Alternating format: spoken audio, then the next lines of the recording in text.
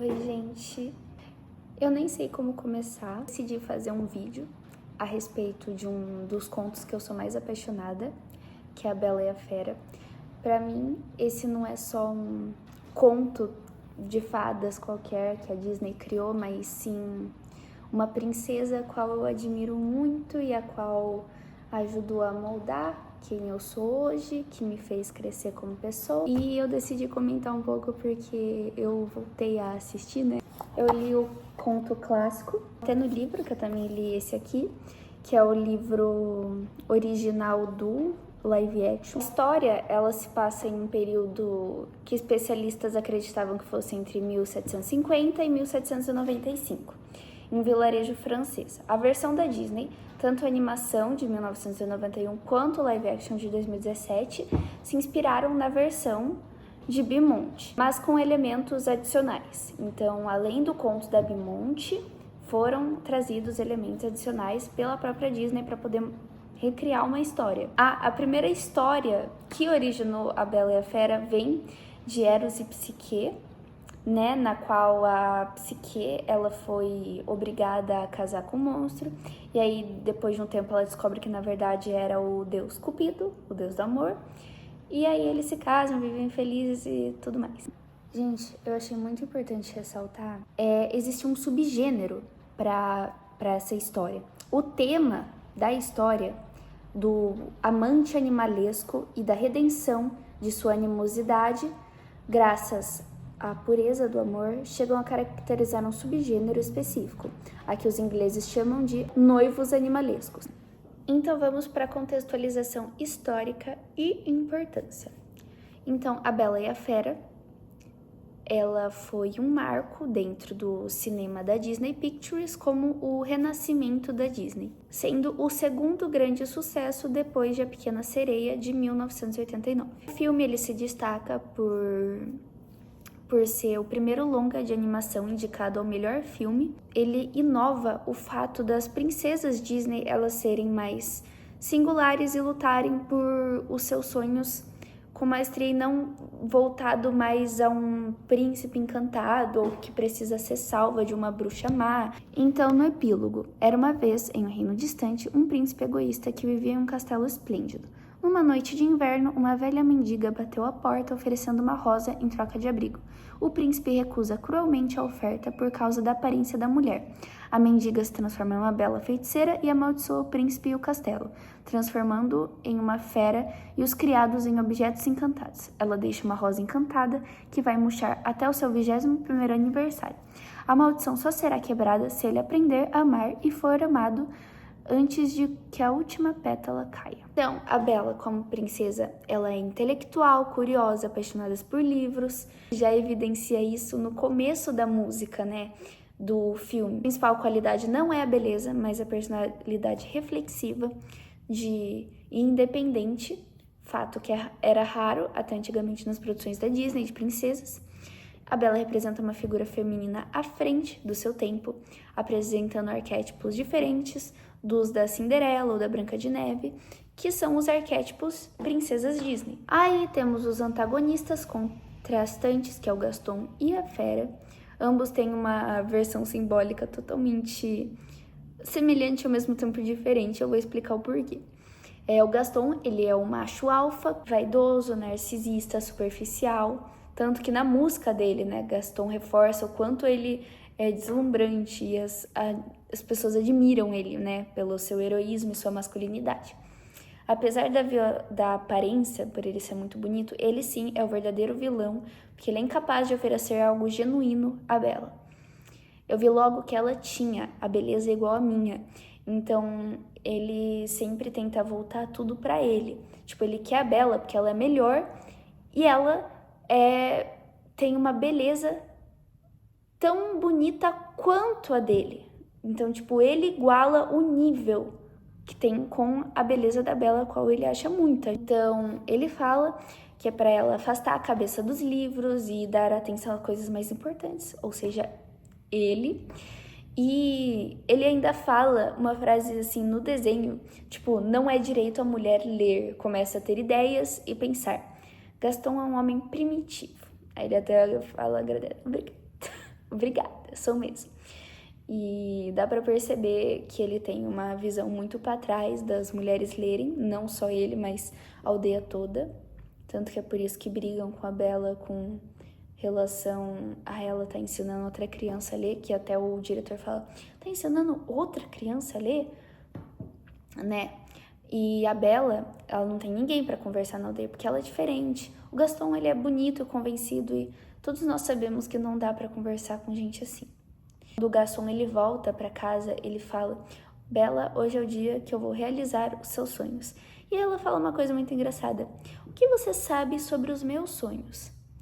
E é engraçado pensar nisso porque o Gaston em nenhum momento ele conversa com a Bella direito para querer perguntar para ela quais são os seus sonhos, quais suas vontades, o que você deseja.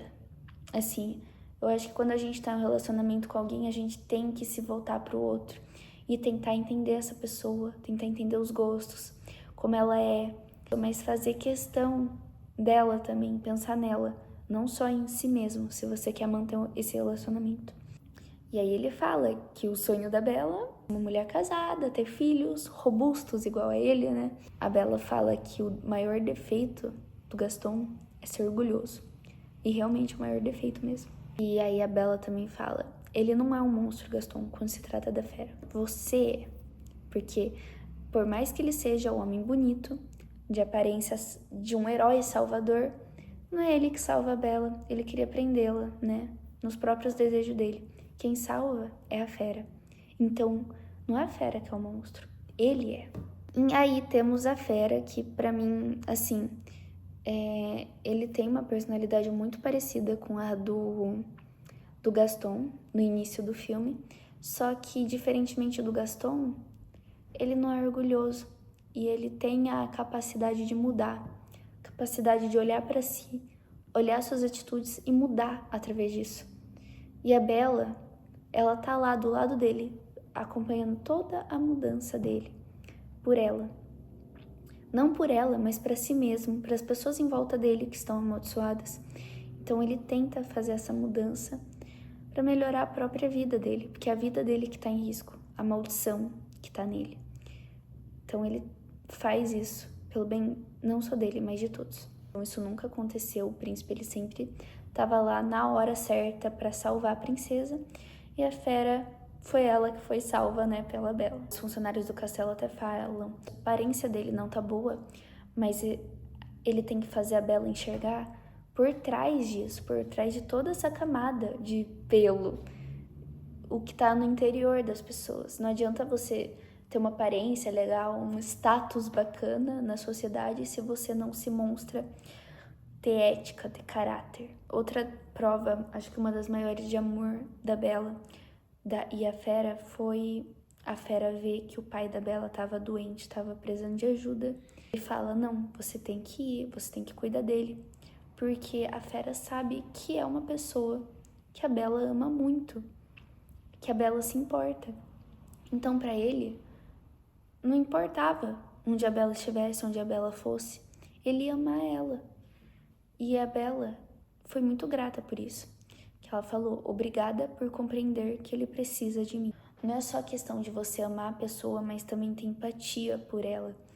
Ter empatia pelo pai da Bella, por entender a situação dela e por aceitar que ela vai, mesmo sabendo que tem o risco de ela não voltar. Esse aqui é o amor. A fera até fala isso pra Madame Samovar, que ele deixou ela aí, que ele fez isso porque ele a ama. Fala no final das contas, no fim ele aprendeu a amar. É um grande ensinamento de amor, né, o filme, onde dá pra analisar que existem diversas representações do amor, como diziam os gregos, né, acho que é 7 ou 9 amores. E então a gente aprende muito nesse filme todos os tipos de amor envolvido. Então, o amor entre a Bella e a fera é construído gradualmente. A narrativa da fera é tempo de tela e profundidade, transformando em um personagem complexo. Então, as canções Something There e Beauty and the Beast guiam completamente a progressão do sentimento entre os dois. A fera se mostra capaz de renunciar sua obsessão pela quebra da maldição, libertando Bella, revelando um amor altruísta e amadurecido. Então agora vamos falar do live action da Disney, da Bela e a Fera, de 2017. A Bela foi interpretada por Emma Watson. Bela pode e quer escolher por conta própria, embora a virtude a empurre à união com a fera. À medida que descobre a pureza do monstro, para ela importa mais o caráter que a beleza. Mas nos livros, a imensa biblioteca da besta que os vestidos de luxo que ela pode lhe oferecer. Essa essência a animação e o filme mantém. O diretor é Bill Condon, que conseguiu pincelar novidades como novos números musicais e complementos narrativos sem desrespeitar a fórmula de sucesso cravada do 2D. A mensagem essencial do filme: o reconhecimento do mistério humano, desvendando unicamente pelo olhar. Os olhos são as janelas da alma. Então, dá para perceber que na cena da Bela e a Fera, quando a fera se transforma em humano, a primeira coisa que a Bela repara é nos olhos, porque é nos olhos que ela enxerga a fera que ela tanto amou. Então, os olhos são a janela da alma. Isso lembra muito Coraline também. Não sei se vocês vão pegar a referência, mas lembra muito Coraline. Então, significa que os olhos são capazes de revelar emoções e sentimentos de uma pessoa, atuando como uma espécie de porta de entrada para a sua essência interior. Então, o perfil da Bela, interpretado por Emma Watson, personagem independente, forte, corajosa, apaixonada pela leitura, que ensina a importância de olhar para o interior das pessoas, não se submete à conduta machista e tem a missão de libertar o pai, interpretado por Kevin Kline, preso no castelo de um ser assustador, a fera, interpretada por Dan Stevens, que mostra mais sensível e menos fera no que tange o comportamento e personalidade, que carregam certa monstruosidade mais acentuada do que nas versões anteriores. A fábula com certeza alerta para o risco da aparência enganadora, um tema sempre atual na sociedade da imagem. Da mesma forma que fala mais forte da Bela é quando diz que não pode ser feliz sem ser livre. Então a gente nunca pode pensar, deixar se enganar pelas aparências. Não basta só a gente viver no mundo das aparências que é hoje em dia. Instagram, redes sociais. Até sem isso, a gente vive um mundo de aparências que a gente tem que sempre se mostrar pro outro. O filme mostra que a vida pode ser muito mais simples do que isso. Quando a Bela também fala, pode ser feliz sem ser livre. Então, a mensagem essencial do conto mantém-se, pois, intacta nessa nova versão. Há necessidade de aprender a olhar no interior do outro, onde mora a sua beleza, muito além do preconceito e da aparência. E a narração introdutória do filme atesta a ideia.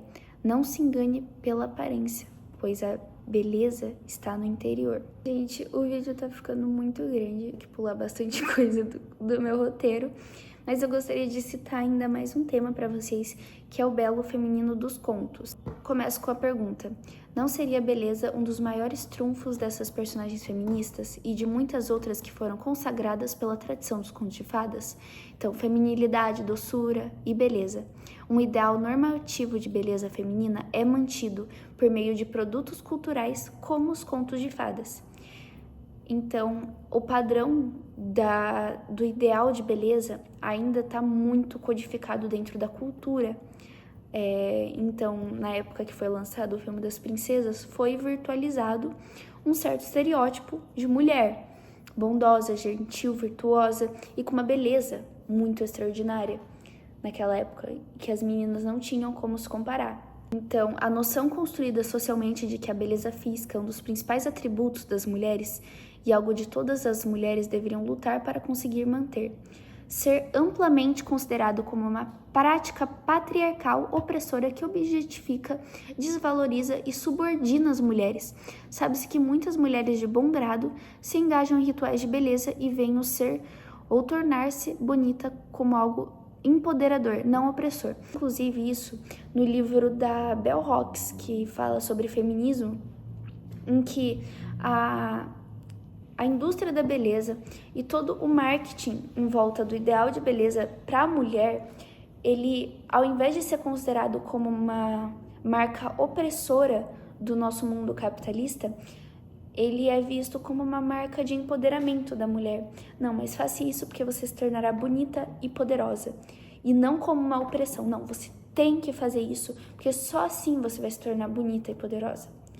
Então tem esses dois contrastes, nos quais a indústria da beleza e os padrões de beleza da atualidade, por meio das vias culturais, tentam esconder esse padrão dentro da nossa sociedade. Então dá para perceber que a beleza feminina ela é um tema dominante nos contos de fadas analisados.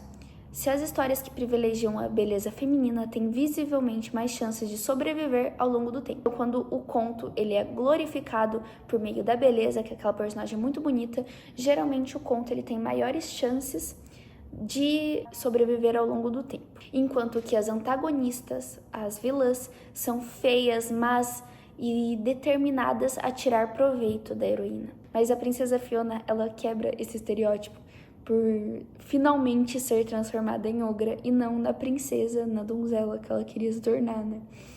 E esses padrões, eles renunciam aos paradigmas convencionais da beleza. E eles vivem felizes para sempre, né? O Shrek e a Fiona. Então, eu acabei esquecendo de falar sobre a questão da representatividade, né? Ela é descrita como crucial para a construção de uma sociedade mais justa, inclusiva e equitativa, permitindo que pessoas de diferentes grupos sociais se sintam validadas, reconhecidas e inspiradas, fortalecendo sua identidade e autoestima. Em diversos âmbitos, como na política, mídia e publicidade, a falta de representatividade pode levar à marginalização e invisibilidade de grupos sociais, enquanto sua presença promove a diversidade e a igualdade de oportunidades. Então, assim, a intensa e constante representação de princesas nas obras cinematográficas do estúdio e da indústria do consumo, como a marca Disney Princesas, em função da retratação de características muito próprias e da repetição, cristalizaram um modelo de identidade feminina no imaginário coletivo. Jovem, magra, bela, dócil, heterossexual e vulnerável. Essa foi a representação dada pela Disney no início da marca das princesas Disney. Então, a partir da Pequena Sereia, da Bela, começou a contrariar esse estereótipo. Então, foi melhorando ao longo do tempo até a gente chegar na Tiana, na Merida, na Elsa. E podem ver o quanto que essas princesas têm objetivos, características e tudo mais diferente, o que torna a representatividade. Até no fato da Bela, foi a primeira princesa que eu me senti representada, porque antes eram princesas mais loiras, e a Bela foi a primeira princesa de cabelos morenos, inteligente, que não estava preocupada em si com o príncipe. Essa é a importância da representatividade. Era sobre isso que eu queria dizer. Mas é isso por enquanto, gente.